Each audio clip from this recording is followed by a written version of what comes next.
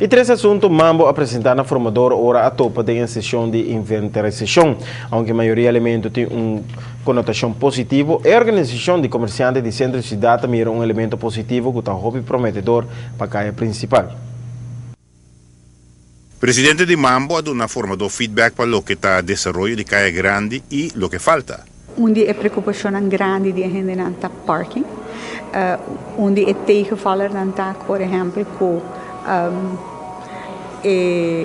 parking, por exemplo, de FCCA, com o acordo primitivo na locunça na lugar caminho na habitativo ali abaixo, não há bem claro, ou não nem começa com ele, e botar rainha com ainda hobby viaja e auto não acordo quebrar e tem hobby que riba é problemática de adicto na ambulante. Estão coqueira esse negócio no centro de cidade, a esperar mais flexibilidade fora do setor bancário. E outro que não está também com o banco não está hobby duro ultimamente para dar uma calculação para continuação do negócio não.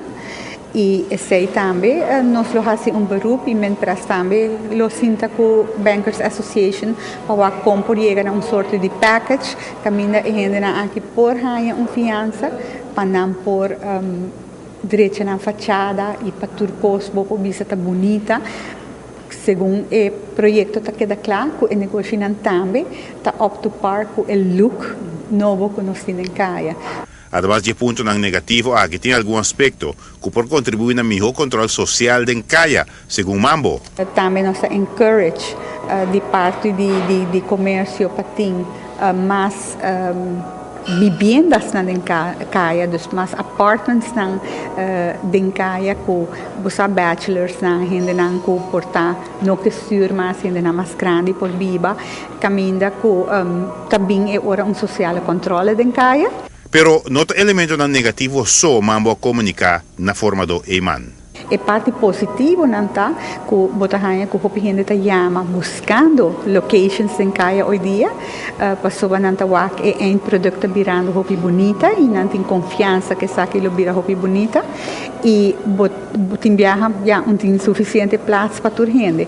Nós encourage também mais F&B em Caia, caminha de plaza de Niki Habibi, gente é gebouw de Niki Habibi, não está vai para mais bem inana food court, tiki mais high-end também, tem track placer para Pariba também em Caia.